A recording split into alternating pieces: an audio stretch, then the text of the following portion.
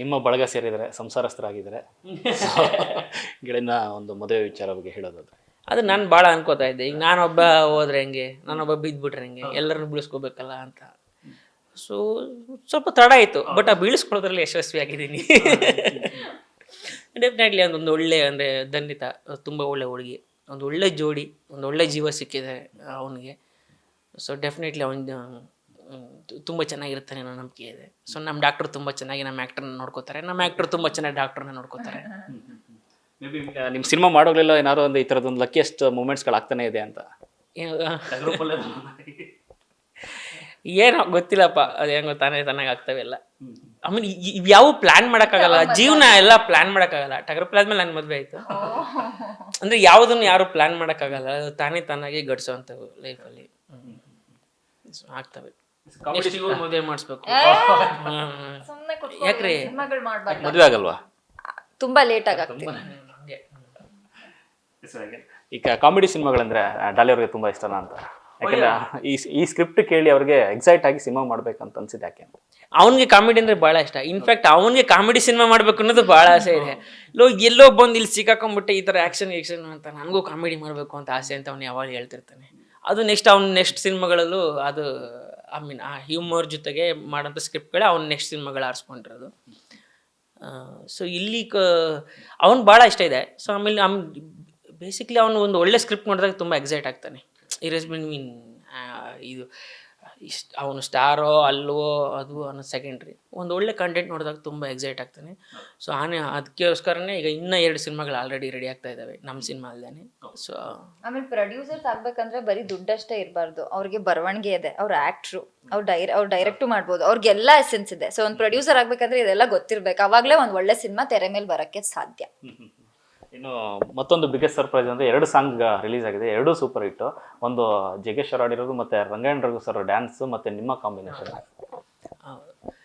First ಈ ಪ್ರಶ್ನೆನ ನೀವು ಇವ್ರಿಗೆ ಕೇಳಬೇಕು. ಯಾಕಂತಂದರೆ ಈಗ ನೋಡಿ, ಫಸ್ಟು ನಮ್ಮದು ಕಂಟೆಂಟ್ ಎಲ್ಲ ನಮ್ಮದು ಒಂದು ಪ್ರೋಮೋ ಬಿಟ್ವಿ, ಆಮೇಲೆ ಇನ್ನೊಂದು ಸಾಂಗ್ ಬಿಟ್ವಿ. ಆಮೇಲೆ ಇವರು ಏನ್ರಿ ಬರೀ ನಿಮ್ಮದೇ ಕಂಟೆಂಟ್ ರಿಲೀಸ್ ಮಾಡಿಸ್ಕೋತಾ ಇದ್ದೀರಾ, ನಾನು ಪ್ಲ್ಯಾನ್ ಮಾಡಿ ರಿಲೀಸ್ ಮಾಡ್ಕೊಂಡಂಗೆ.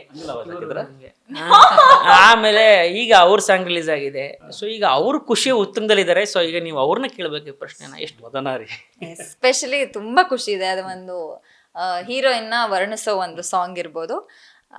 ಇವಾಗ ಒಂದು ಹೀರೋಯಿನ್ಗೆ ಒಂದು ಸಾಂಗ್ ಕೊಟ್ರೆ ಯಾರಿಗೆ ಖುಷಿ ಆಗಲ್ಲ? ಒಂದು ಚಂದ ಬಟ್ಟೆ ಹಾಕಿ ಒಳ್ಳೆ ಲೊಕೇಶನ್ ಅಲ್ಲಿ ಡ್ಯಾನ್ಸ್ ಮಾಡುವ ಅಂದ್ರೆ ನಿಜವಾಗ್ಲೂ ಖುಷಿ ಆಗುತ್ತೆ ನನಗೆ. ಸೊ ಅದಕ್ಕೋಸ್ಕರ ನನಗಂತ ಒಂದು ಸಾಂಗ್ ಕೊಟ್ಟಿರೋದು. ಇವರು ಸ್ವಲ್ಪ ಕಾಣಿಸ್ಕೊಂಡಿದ್ದಾರೆ, ಇವರು ಜಾಸ್ತಿನೇ ಕಾಣಿಸ್ಕೊಂಡಿದ್ದಾರೆ. ಬಟ್ ಇದೀರಾ, ನಾನು ಫಸ್ಟ್ ಸಾಂಗ್ ಅಲ್ಲಿ ಅಷ್ಟು ಇಲ್ಲ ಅಲ್ವಾ? ಸೊ ನಿಮ್ಗೆ ಅಷ್ಟೊಂದು ಸ್ಕ್ರೀನ್ ಸ್ಪೇಸ್ ಇದೆ. ಸೊ ಆ ಖುಷಿ ಸಿಕ್ಕಾಪಟ್ಟೆ ಇದೆ. ಜನ ಯಾರ್ಯಾರು ನೋಡಿದ್ದಾರೆ, ಸೂಪರ್ ಸ್ಟಾರ್ ಅಲ್ವಾ, ಅದಕ್ಕೆ ಸ್ವಲ್ಪ ಜಾಸ್ತಿನೇ ಕೊಟ್ಟಿದ್ದಾರೆ. ಅಲ್ಲಿ ಒಬ್ಬ ಆಡಿಯನ್ಸ್ ತರ ಅಂದ್ರೆ ಒಬ್ಬ ಫ್ಯಾನ್ ಮೂಮೆಂಟ್ ತರ, ನಾನು ಅಲ್ಲಿ ಯಾವ ತರ ಫ್ಯಾನ್, ಅಯ್ಯೋ ನೋಡು ಅಂತ ಅಡ್ಮೈರ್ ಮಾಡ್ತಾ ಇದ್ದಾರೆ. ನಿಮ್ಗೆ ಆ ಬಿಲ್ಡಪ್ ಕೊಡ್ತಾ ಇದೀನಿ ನಾನು ಸಾಂಗ್ ಅಲ್ಲಿ. ಆ ಬಿಲ್ಡಪ್ ಕೊಡಕ್ಕೆ ಅಂತ ಬಂದಿರೋದು ನಾನು, ಇಲ್ಲಾಂದ್ರೆ ಬರ್ತಿರ್ಲಿಲ್ಲ. ನೀವು ಇರ್ಲೇಬೇಕು ಸರ್, ನೀವು ಇಲ್ಲೇ ಆ ಸಾಂಗ್ ಆಗಲ್ಲ, ಆಗ್ತಾ ಇರ್ಲಿಲ್ಲ. Thank you so much. ನೀವು ಆ ಸಾಂಗ್ ಅಲ್ಲಿ ಕಾಮನ್ ಮ್ಯಾನ್ ಆಗಿ ಇಲ್ಲ ನಾವು ನಿಮಗೆ ಥ್ಯಾಂಕ್ಸ್ ಹೇಳಬೇಕು. ಎಷ್ಟು ಚೆನ್ನಾಗಿ ಕಾಣ್ತೀರಾ ಸಾಂಗ್ ಅಲ್ಲಿ. ಇಡೀ ಸಿನಿಮಾದಲ್ಲಿ ಅವ್ರದ್ದು ಕೊಡುಗೆ ತುಂಬ ಇದೆ. ಎಷ್ಟು ಮುದ್ದಾಗಿ, ಐ ಮೀನ್ ಆ ಡೈಲಾಗ್ಸ್ ಹೇಳೋದು, ಐ ಮೀನ್ ಪಟ್ ಅಂತ ಹಿಂಗೆ ನೋಡ್ಕೊಂಡ್ರೆ ನಾ ರೆಡಿ ಅಂತಿರ್ತಾರೆ, ಹಿಂಗ್ ರೆಡಿ ಆಗ್ತಾರೆ ಪಾತ್ರಕ್ಕೆ. ಆ ನಿಟ್ಟಿನಲ್ಲಿ ಅವ್ರ ಕೊಡುಗೆ ತುಂಬ ಇದೆ ಸಿನಿಮಾಗೆ. ಇಲ್ಲಿ ಅನಿಸ್ತಾ ಇರೋದು, ಈ ಒಂದು ಸಂದರ್ಭದಲ್ಲೇ ನಿಮ್ಮಿಬ್ಬರ ಕೆಮಿಸ್ಟ್ರಿ ಹಿಂಗಿದೆ, ಬಟ್ ಸಿನಿಮಾದಲ್ಲಿ ಇನ್ಯಾವ ಮಟ್ಟಿಗೆ ವರ್ಕ್ ಆಗಿರ್ಬೋದು ಅಂತ. ಸಿನಿಮಾದಲ್ಲೂ ಸ್ವಲ್ಪ ನಮ್ಮನ್ನ ಬಹಳ ಇದಾಗಿ ನೋಡ್ಕೊಂಡಿದ್ದಾರೆ. ಕೋಪದಲ್ಲಿ ಗಿಬ್ದಲ್ಲಿ ಎಲ್ಲ ಇದೆ. ಇರ್ಲಿ ನೋಡೋಣ, ಅವೆಲ್ಲ ಪಾತ್ರ. ಅದೇ ನಾನು ಅವಾಗಲೇ ಹೇಳಿನಲ್ಲ, ಅವಶ್ಯಕತೆ ಬಂದಾಗ ಬೆಣ್ಣೆ, ನಾನು ಬೆಣ್ಣೆ ಅಂತ ಅನ್ಕೊಂಡಿದ್ದೆ, ಆಮೇಲೆ ಮಿರ್ಚಿ. ಹಾಗೆ ಈಗ ಏಪ್ರಿಲ್ 10ಗೆ ಸಿನಿಮಾ ರಿಲೀಸ್ ಆಗೋಕ್ಕೆ ಎಲ್ಲ ಸಿದ್ಧತೆಗಳು ನಡೀತಾ ಇದೆ. ಸೊ ಜನಗಳು ವೇಟ್ ಮಾಡ್ತಾ ಇದ್ದಾರೆ. ಆ್ಯಕ್ಚುಲಾಗಿ ಈ ಒಂದು ಬೇಸಿಗೆ ಒಂದು ಅದ್ಭುತವಾದ ಸಿನಿಮಾ ಬೇಕು. ಎಲ್ಲ ರಜೆಗಳೆಲ್ಲ ಆಲ್ಮೋಸ್ಟ್ ಮುಗ್ದಿದೆ, ಅಂದರೆ ಸ್ಟಾರ್ಟ್ ಆಗಿರುತ್ತೆ ಆಗಷ್ಟೇ. ಡೆಫಿನೆಟ್ ಈಗ ಮುಂಚೆ ಆ್ಯಕ್ಚುಲಿ ಮಾರ್ಚಲ್ಲಿ ರಿಲೀಸ್ ಮಾಡಬೇಕು ಅಂತ ಫಸ್ಟ್ ಅಂದ್ಕೊಂಡಿದ್ವಿ. ಆಮೇಲೆಲ್ಲ ಎಕ್ಸಾಮ್ಸ್ ನಡೀತಾ ಇರ್ತದೆ, ಮಕ್ಕಳಿಗೆ ಬೇಡ. ಸೊ ಎಲ್ಲ ಬೇಸಿಗೆ ರಜದಲ್ಲಿ ರಿಲೀಸ್ ಮಾಡೋಣ ಅಂತ. ಯಾಕಂದರೆ ಬೇಸಿಕಲಿ ಮಕ್ಕಳು ನೋಡಿ ಇಷ್ಟಪಡುವಂಥ ಸಿನಿಮಾ ಇದು. ನೀವು ಆಮೇಲೆ ಆ ಸಾಂಗ್ ನೋಡ್ತಿರ್ಬೋದು. ಈಗ ಎಲ್ಲರೂ ಅವ್ರ ಮಕ್ಕಳನ್ನ ಕರಾಟೆ ಕಳಿಸ್ತಾರೆ, ಜಿಮ್ನಾಸ್ಟಿಕ್ಸ್ ಕಳಿಸ್ತಾರೆ, ಮತ್ತೊಂದು ಭರತನಾಟ್ಯಮ, ಮತ್ತೊಂದು ಅಂದರೆ ಈ ಥರ ಬೇರೆ ಬೇರೆ ಆ್ಯಕ್ಟಿವಿಟೀಸ್ಗಳಿಗೆ ಕಳಿಸ್ತಾ ಇದ್ದಾರೆ ಮಕ್ಕಳನ್ನ. ಸೊ ಅವರೆಲ್ಲರೂ ನೋಡಿ ಎಂಜಾಯ್ ಮಾಡೋಂಥ ಸಿನಿಮಾ. ಈಗ ಫ್ಯಾಮಿಲಿ ಅಂದರೆ ಅಲ್ಲಿ ಮಕ್ಕಳು ಇದ್ದಾರೆ ಅಲ್ವಾ, ಅವ್ರನ್ನೂ ನಾವು ಟಾರ್ಗೆಟ್. ಆ್ಯಕ್ಚುಲಿ ಈ ಕಡೆ ಸಿನಿಮಾ ಮೇಲೆ ಎಲ್ಲರೂ ಬಂದು ನಮಗೆ ನಿಮ್ಮ ಸಿನಿಮಾ ನೋಡಿದ್ವಿ, ನನ್ನ ಮಗಳಿಗೆ ನೀವು ಬಹಳ ಇಷ್ಟ, ನನ್ನ ಮಗನ ನೀವು ಬಹಳ ಇಷ್ಟ. ಶಿವಣ್ಣನು ಒಂದ್ಸರಿ ಮಾತಾಡಿದ್ರು.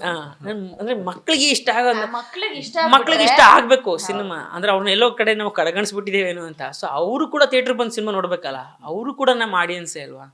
ಈಗ ನಾವು ಸಣ್ಣವರಿದ್ದಾಗ ಎಷ್ಟು ಸಿನಿಮಾ ನೋಡಿಲ್ಲ, ಪುಟಾಣಿ ಏಜೆಂಟು ಆ ಥರದ್ದೆಲ್ಲ 1, 2, 3 ಈ ಥರದ್ದೆಲ್ಲ ಒಂದಷ್ಟು ಸಿನಿಮಾಗಳು, ಮಕ್ಕಳ ಸಿನಿಮಾಗಳು ಅಂತೆಲ್ಲ. ಆ ಥರ ಆ್ಯಕ್ಷನ್ ಕಾಮಿಡಿದಾಗ ಜಾಕಿ ಚಾನ್ ಸಿನಿಮಾಗಳನ್ನ ಮಕ್ಕಳಾಗಿದ್ದಾಗೆಲ್ಲ ನೋಡಿ, ಈಗಲೂ ನೋಡ್ತೀವಿ, ಅದು ಬೇರೆ ನಾ ಹೇಳ್ತಾ ಇರೋದು. ಸೊ ಈ ಥರ ಸಿನಿಮಾಗಳು ಮಕ್ಕಳು ತುಂಬ ಚೆನ್ನಾಗಿ ಎಂಜಾಯ್ ಮಾಡ್ತಾರೆ. ಮಕ್ಳು ಇಷ್ಟಪಟ್ಬಿಟ್ರೆ ನಾವು ಆಕ್ಟ್ರೆಸ್ ಆಗಿ ಒಂದ್ ಸ್ವಲ್ಪ ಏನೋ ಜೀವನದಲ್ಲಿ ಏನೋ ಮಾಡಿದೀವಿ ಅಂತ ಅರ್ಥ. ಅವ್ರನ್ನ ಇಷ್ಟಪಡ್ಸೋದ್ ಸಿಕ್ಕಾಪಟ್ಟೆ ಕಷ್ಟ. ನಾನು ಸೀರಿಯಲ್ ಅಲ್ಲಿ ಅದನ್ನ ಅಬ್ಸರ್ವ್ ಮಾಡಿದ್ದು.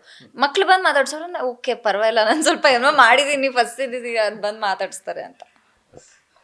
ಇದ್ರ ಮಧ್ಯೆ ಮತ್ತೊಂದು ಬೆಳವಣಿಗೆ ಅಂತಂದ್ರೆ ಮೊನ್ನೆ ಅಷ್ಟೇ DK ಶಿವಕುಮಾರ್ ಅವರು ಮಾತನಾಡ್ತಾ ಇಂಡಸ್ಟ್ರಿ ವಿಚಾರವಾಗಿ ಒಂದಷ್ಟು ವಿಚಾರಗಳನ್ನು ತಿಳಿಸಿದ್ರು.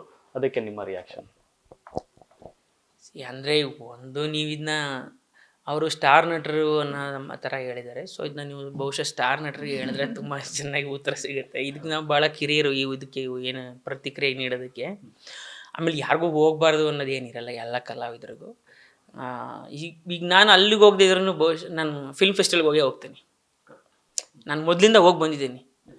ಅಲ್ಲಿ ಎಷ್ಟೋ ಫಿಲ್ಮ್ ಫೆಸ್ಟಿವಲ್ ಎಲ್ಲ ಥರದ ಭಾಷೆ ಸಿನಿಮಾಗಳನ್ನ ನಾನು ಆವಾಗಲಿಂದನೂ ಫಿಲ್ಮ್ ಫೆಸ್ಟಿವಲ್ಗೆ ಹೋಗಿ ನೋಡ್ತಾನೆ ಇದ್ದೀನಿ. ಸೊ ನಾನು ಹೋಗ್ತೀನಿ. ಸೊ ಅದೊಂದು ಕಾರ್ಯಕ್ರಮಕ್ಕೆ ಹೋಗಲಿಲ್ಲ ಅಂದ ಮಾತ್ರಕ್ಕೆ ನಾವ್ಯಾರು ಏನು ಕನ್ನಡ ಇದಕ್ಕೆ ಏನು ಈ ಸೇವೆಯಲ್ಲಿ ತೊಡಗಿಕೊಂಡಿಲ್ಲ ಅಂತ ಏನಿಲ್ಲ.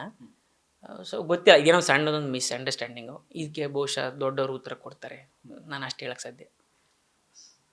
Thank you so much. ಒಳ್ಳೇದಾಗಲಿ ಇಬ್ರಿಗೂ ಕೂಡ. ತುಂಬ ಹತ್ತಿರದಲ್ಲಿದೆ ಸಿನಿಮಾ, ದೊಡ್ಡ ಸಕ್ಸಸ್ ಆಗಲಿ. ಟಗರೂಪಲ್ಲಿ ಏನು ಹೆಸರು ಮಾಡ್ತೋ ಅದಕ್ಕಿಂತ ದುಪ್ಪಟ್ಟಾಗಲಿ. ಗಲ್ಲಾಪಟ್ಟಿಗಳು ಅದೇ ಥರ ದೊಡ್ಡ ಮಟ್ಟದ ಸೌಂಡ್ ಮಾಡಲಿ. Thank you so much. Thank you. ಇದಿಷ್ಟು ನಾಗಭೂಷಣ್ ಮತ್ತು ಮಲೈಕ್ ಅವರ ಮಾತು. ಕ್ಯಾಮ್ರಾ ಪರ್ಸನ್ ಚಂದನ್ ಜೊತೆ ಲೋಕೇಶ್ ಫಸ್ಟ್, ಬೆಂಗಳೂರು.